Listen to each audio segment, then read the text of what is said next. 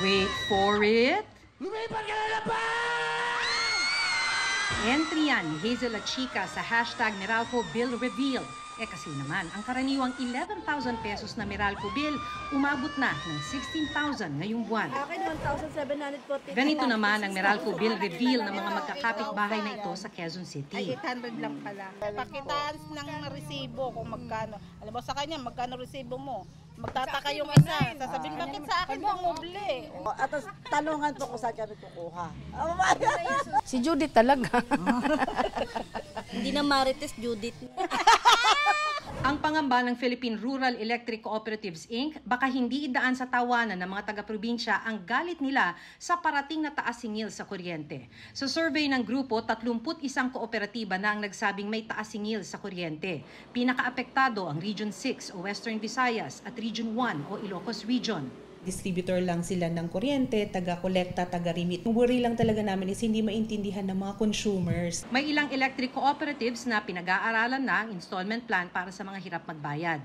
Pero walang ganitong aasahan ang mga Meralco customers. Kailangan daw magbayad agad dahil sila mismo magbabayad sa mga supplier nila.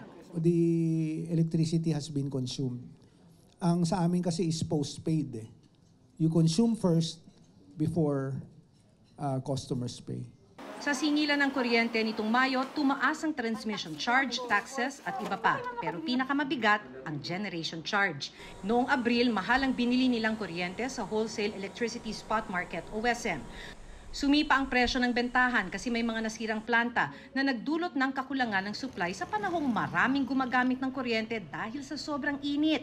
53% ang itinaas ng bentahan ng kuryente sa Visayas, 11% sa Luzon.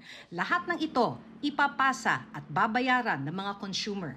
Pero mukhang hindi pa matatapos nitong buwan ng taas singil. Pinayagan na ng Energy Regulatory Commission na makasingil ng 30% ang mga planta ng kuryente na nagbenta ng reserve power noong Marso. Sinuspindi noon ng ERC ang bayaran dahil mahal ang bentahan at makakaapekto ito sa generation charge. Humingi muna ang ERC ng paliwanag kung bakit ganon ang presyohan. Sabi ng ERC, mararamdaman ito sa June electric bill, pero kung magkano, hindi pa masabi ng ahensya. Maliban dyan, sabi ng Meralco, kung magkaroon uli ng pagkukulang sa supply ng kuryente, maaaring may epekto rin sa isisingil nilang generation charge. Para sa GMA Integrated News, Maki Pulido nakatutok, 24 oras. Tayo kasi nagdoble rin ako.